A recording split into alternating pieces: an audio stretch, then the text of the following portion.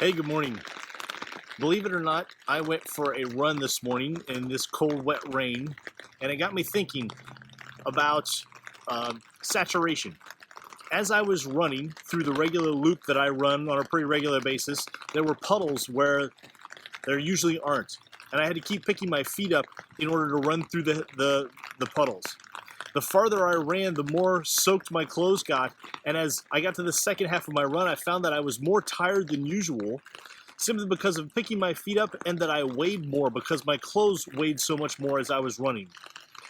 It was an interesting experience simply because I run that route so many times and for it to be so different and to get back to the house and be so much more tired than I usually am, and wondering if that can be used as an image for how we might be feeling coming into this holiday season.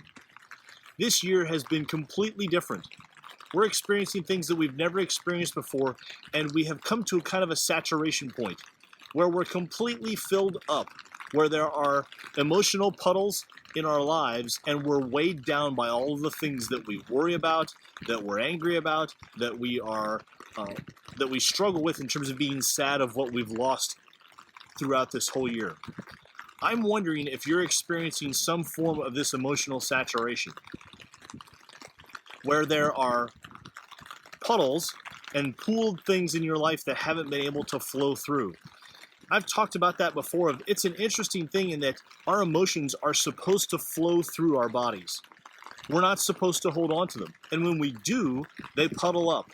And they can puddle up where there are actually deep pools of emotions that we struggle to deal with on a day-to-day basis. And it takes extra energy, and we get exhausted by having to carry them around with us. So if you're carrying an emotional pool, an emotional puddle, and it's saturated you, the way to release it is to feel that emotion so that that sponge that you're holding, those heavy, wet clothes full of rain, can be wrung out and dried, and you'll actually feel lighter. And there's folks that I've worked with in coaching that have experienced that lighter feeling once they have wrung those emotions out. So my challenge to you as you're going into this holiday season is to think, where are there puddles? What are the puddles of? Sadness, fear, anger?